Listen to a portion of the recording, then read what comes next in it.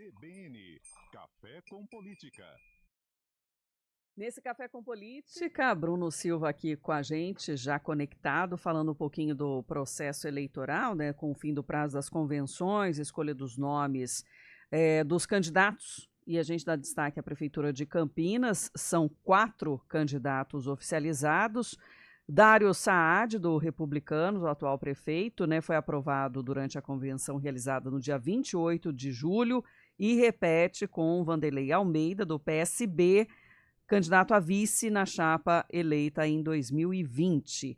Pedro Tourinho, do PT, foi aprovado também durante a convenção realizada no dia 3 de agosto. A candidata a vice-prefeita na chapa é Edilene Santana, do PSOL.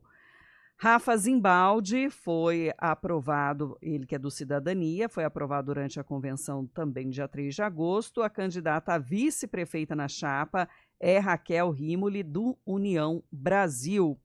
E o Wilson Matos, do Partido Novo, também aprovado na convenção do dia 21 de julho, tem vice na chapa Janaína Calvo, que é do mesmo partido, mas tem alguns detalhes das convenções e dos apoios, né, Felipe Pereira? Pois é. A questão aqui que envolve o União Brasil, principalmente, né, que saiu da coligação de Dário Saad e foi para a coligação de Rafa Zimbaldi. A polêmica, né, instalada no fim de semana aqui na região de Campinas, aqui no bastidor da política campineira. Mas a situação é a seguinte, até a última atualização que nós temos. O PCO está em definição do que vai fazer, se vai lançar candidatura própria ou se vai apoiar algum dos candidatos. Agir, Cidadania, PSDB, PDT com um ponto de interrogação e União Brasil apoiando Rafa Zimbaldi. O PDT colocou em xeque esse apoio a Rafa Zimbaldi após a vinda do União Brasil. Com Dário Saad para a candidatura à reeleição, evidentemente o Republicanos, PSD, o DC, PP, Avante, MDB, Solidariedade, PL, Podemos, PRTB, PSB e PRD. A chapa de Tourinho é formada pelo PT, PCdoB, Rede, PSOL, o P. Esqueci o nome do P, Bruno Silva, me ajuda. Muito bom dia a todos. Bom dia. União Popular. União Popular, isso. E o PV, Partido Verde. O Novo vai com o Wilson Matos, sozinho, candidatura pura. O PSTU decidiu por voto nulo, não vai apoiar ninguém e recomenda o voto nulo aos seguidores. E o PCB está em definição. Que confusão, né? Em alguns momentos aí. E faz parte do jogo político, Bruno? Vamos lá de novo, né? Muito bom dia para todos os nossos queridos ouvintes, né? Uma vez mais, Sandra, Felipe, né? São muitos partidos, às vezes, e a gente até se perde um pouco, né, Felipe? Essa que é a verdade, né? São 29 siglas hoje com registro aí no Tribunal Superior Eleitoral, com possibilidade, portanto, de disputar as eleições nos 5.568 municípios brasileiros que têm as eleições municipais, portanto, né? E aí o que acontece, Felipe? Tem um ponto aí interessante da gente observar em Campinas, que é o seguinte: de algum modo, se a gente parar para pensar, a classe política majoritariamente está fazendo as suas opções. Basta observar o tamanho da coligação. A coligação é sempre um estimador importante, aí, né, um elemento de estimativa importante para a gente medir o apoio da classe política. Mas perceba, para deixar bem claro para o nosso ouvinte, a decisão do voto é de cada um de nós, né? Você pode ter, às vezes, vários partidos do outro lado, né? Mas se a população entender que não é razoável, aí não vai acabar tendo a vitória. Mas isso, obviamente, faz com que os candidatos saiam mais na frente numa série de quesitos, porque a coligação, por exemplo, é um elemento fundamental para definir o tempo, né, de exposição em campanha, tanto rádio quanto TV, que por mais que alguns virem, hoje em dia já não tem mais o mesmo peso que tinha lá atrás, hoje em dia muitas das campanhas giram pelas redes sociais, mas ainda assim continua tendo seu significado, a sua importância, né? Tem, acima de tudo, também a visibilidade, afinal de contas, né? Os meios de comunicação mais tradicionais, né, levam aí milhões de pessoas diariamente a ouvi-lo, como é o caso do rádio, ou assistir, como é o caso da televisão. Então a internet também entra como um complemento diante disso tudo, né? Então o primeiro elemento importante, ter uma grande coligação, facilita a vida do candidato ao longo da realização da campanha como um todo. E tem um segundo elemento que é central também, que diz respeito ao acesso a recursos, principalmente via fundo partidário, né, e via fundão, que é o FEFC, né, que que é o Fundo Especial de Financiamento de Campanha, bilionário, aí, como a gente sabe, distribuído entre os partidos. E Campinas é um reduto eleitoral extremamente importante, né, para os partidos políticos devido ao significado da cidade, a sua magnitude, o potencial eleitoral e por aí vai. Então a gente tem, de fato, uma disputa que, sob alguns aspectos, tende a reproduzir o que a gente já assistiu em Campinas em 2020, né, posto que dois dos candidatos estão aí se enfrentando novamente, no caso de Dário Saad e Rafa Zimbaldi, 2 não, 3, e o Pedro Torinho também, que de novo está presente. Então, de algum modo, né, você tem aí, dentro desses 3 candidatos, uma repetição daquilo que foi 2020. E aí, obviamente, tem os novos candidatos que chegam por parte dos outros partidos, tentando aí ocupar o seu espaço, como é o caso que vocês citaram aí o próprio do Novo. Wilson né? Matos então, também repete 2020. Verdade. O Wilson Matos também repete. Tinha vindo pelo Novo, não me recordo se na época era pelo Novo também. Não lembro o partido dele na época. É isso que eu não me recordo, né? Não me recordo se foi pelo Novo também em 2020, né? Porque como acabou focando mais nos 3 que à época chegaram, né? Patriota. Por isso que eu falei, não me recordo do Novo, né? A figura pode até ser a mesma, mas o partido é um partido político diferente. Até porque o que acontece, viu, Fernando, Sandro, queridos ouvintes? O Novo, de maneira geral, tem uma nova diretiva nesse ano, né? Qual que é a diretiva do partido? É lançar candidatos em quantas cidades forem possíveis. Por isso que a gente está vendo uma proliferação de candidatos. Por quê? O Novo lá atrás não conseguiu fazer a lição de casa, né? O que era a lição de casa? Eles não usavam, por exemplo, o recurso do fundo, né? Essa era uma das condições do partido desde a sua fundação.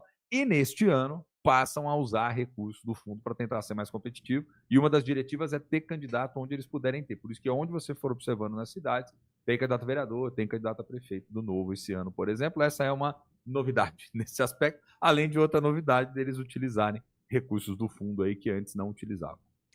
Agora, uma curiosidade regional aqui, porque a gente está fuçando ali, né, nas atas dessas convenções, Bruno, e a gente achou aqui a convenção do Mobiliza da cidade de Sumaré. E aí na ata consta que foi deliberado e aprovado por unanimidade que o partido não lançará candidatura ao cargo majoritário e não participará de nenhuma coligação para as eleições majoritárias, ok. Mas depois foi deliberado e aprovado de forma unânime também que o partido não irá participar da eleição municipal proporcional ao cargo de vereador. Como o partido não tem, então, o candidato majoritário, achou por bem também não lançar nenhum candidato a vereador. Inusitado isso, hein? Eu vou refazer a piada que eu fiz quando a gente conversava sobre isso ontem. O Mobiliza desmobilizou. Em Sumaré. Ô, Fernando, Fernando? Quem que é Fernando? Fernando Haddad tá em São Paulo. Ele tá com Tô com a cabeça aqui do Fernando de Araraquara, outro companheiro também de grupo, né? Na verdade, o Felipe, né? Eu tava conversando com ele há pouco antes de entrar no ar ainda, né? Ô, Felipe, o que acontece, né? O Mobiliza desmobilizou de fato, né? As candidaturas, a piada foi perfeita. Agora, sabe o que eu achei mais estranho? O partido vira público para justamente falar dizer, olha, isso. Gente, valeu, até a próxima, não vamos participar nessa, né? Tchauzinho. Eu acho que de alguma forma, ô Felipe, isso tem um quadro sintomático um pouco mais amplo, viu? O que eu quero dizer? Essas eleições são eleições que está consolidado agora a perspectiva de que ou o partido tem gente suficiente para compor a chapa, dar a cara a tapa e buscar voto, ou vai ter que desistir mesmo antes de começar. Eu acho que esse é um dos efeitos do que lá atrás previam os políticos quando fizeram, né, a parte da reforma aí eleitoral, da reforma política, como ficou conhecida na mídia, que era tentar estreitar a quantidade de partidos, sobretudo siglas menores, que sobreviviam politicamente até então nas eleições, justamente por fazer aquelas coligações na forma de sopa de letrinhas, porque tinha muitos candidatos que acabavam se beneficiando. Então os partidos menores não vinham com chapas completas. Mas agora, nessa eleição mais competitiva nesse sentido, principalmente pensando em disputa proporcional, os partidos eles têm que ter gente boa de voto. Se não tiver gente que seja boa de voto, vai morrer na praia. Porque, olha só, né? Eu sei que tem uma tecnicalidade aqui, mas para deixar bem claro para o nosso querido ouvinte que está do outro lado, né? O partido precisa atingir lá a quantidade mínima de votos para poder fazer a cadeira, que é o que a gente chama de quociente eleitoral, né? Ele é variável, esse quociente, porque ele sempre depende da quantidade de votos válidos em uma eleição. Só que com a mudança que teve na regra lá atrás, né? O candidato individualmente precisa ter pelo menos 10% do valor desse quociente eleitoral. Então, vou pegar um número bem redondinho aqui para ficar claro para o nosso ouvinte. Se o quociente eleitoral da eleição para vereador no município, em qualquer município, for 1.000, o candidato individualmente tem que ter pelo menos 100 votos Porque se ele não tiver 100 votos, ele não está habilitado e o partido pode vir a perder a cadeira, inclusive mesmo aqui. Então, o que acontece? Aquele famoso efeito tiririca, onde você tinha a figura que ia puxando aquela montoeira de candidatos e aquela coligação, né, na sopa de letrinha que ia se aproveitando disso, acabou. Isso não tem mais nas eleições municipais. Então isso forçou, inevitavelmente, os partidos a terem que, de alguma forma, se fortalecer e atraírem bons quadros políticos para poder ampliar a sua votação. Então sai de cena a figura do puxador de voto e entra cada vez mais em cena a figura do chamado empurrador de voto, né? Que é aquele que está mais no meio da lista ajudando o partido a empurrar voto e, ao mesmo tempo, atingindo esses 10% aí do mínimo de votação para poder ampliar a chance partidária. Então, muitos dos partidos não estão conseguindo fazer isso. E, ademais, tem mais um elementinho aí, que é o seguinte: o partido pode lançar, no máximo, a quantidade total de cadeiras e mais um candidato. Quando estava coligado antes, podia lançar até 2 vezes o total de cadeiras, o que pulverizava ainda mais votos, né? Então, quer dizer, todas essas mudanças nos entremeios do sistema como um todo, a gente está verificando o impacto agora nas eleições municipais, cujo objetivo lá atrás era diminuir de alguma forma os partidos menores e aumentar a representatividade dos partidos médios e maiores. Bruno, acompanhamos. Ainda tem o registro das candidaturas até o dia 15, né? Para sim ficar oficializada mesmo a candidatura, né? Seja para vereador, seja aí para o majoritário. E a gente traz os detalhes com certeza aqui. Ainda será que dá tempo de trazer aqui a retomada do trabalho no Legislativo? Vereadores que aprovaram em votação final o projeto de lei que autoriza a instalação dos pontos para recarga de veículos elétricos aqui em Campinas, iniciando assim o segundo semestre. Eu acho que isso aí tem cheiro de veto, hein, gente? Vamos ser sinceros. Posso estar equivocado, hein? Felipe Pereira, Sandra, né, os nossos queridos ouvintes, mas isso aí para mim tem cheiro de veto, porque, perceba, eles fazem a aprovação de um projeto que tem 2 tipos de apelo. Primeiro, um apelo que vai diretamente àqueles consumidores, né, que estão de alguma forma migrando, né, no que diz respeito aos carros, estão sendo estimulados aí e estão começando a comprar os carros elétricos. Só que, por outro lado, você gera também um custo e um gasto para o município, né? E aí vai ficar aquela questão: será que o prefeito vai assinar um projeto como esse? Ainda mais que você vai gerar um custo à municipalidade e vai, de alguma forma, beneficiar diretamente aqueles que têm os carros elétricos em detrimento daqueles que não têm, que majoritariamente não têm o carro elétrico. Não sei se o prefeito está a fim de brigar, de comprar briga aí com muitas figuras, sobretudo quem está ligado a postos de combustíveis, né, gente? Isso é que é verdade.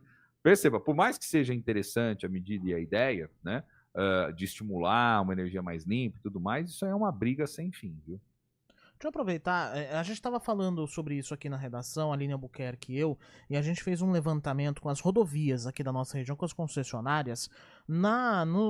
As rodovias em si não oferecem os pontos próprios, né, de recarga, mas tem alguns postos de combustíveis que têm os pontos de recarga para para carros elétricos. Na rodovia dos Bandeirantes, por exemplo, tem no quilômetro 28 em São Paulo, no sentido interior, e no 125 em Santa Bárbara do Oeste, sentido capital. Mas tudo isso, gente, é posto privado, tá? É posto de combustível que tem o ponto de recarga. Não é a Autoban, nesse caso aqui, que oferece.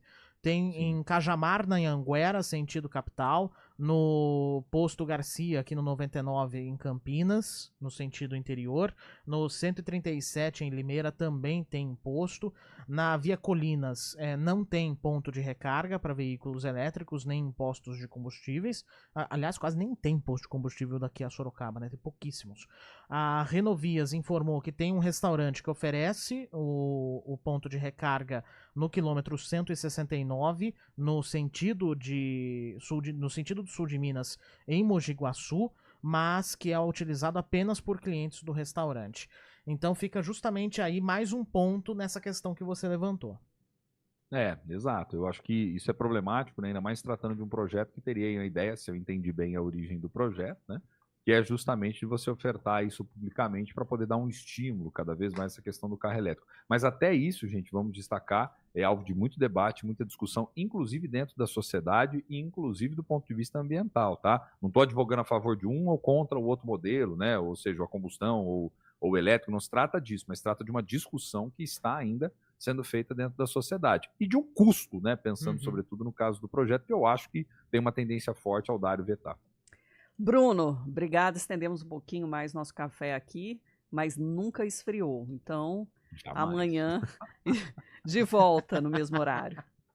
Combinado, jamais, né? A gente dá uma reforçada aí, joga mais um pó, faz mais um, passa mais um cafezinho. Vamos que vamos, tá tudo certo. Gente, forte abraço aí pro nosso querido ouvinte, excelente dia para todo mundo que tá nos ouvindo em Campinas e toda a grande região. Para você, Sandra, Felipe, até amanhã. Abraço, viu, Fernando? Até. Tchau, Roberto.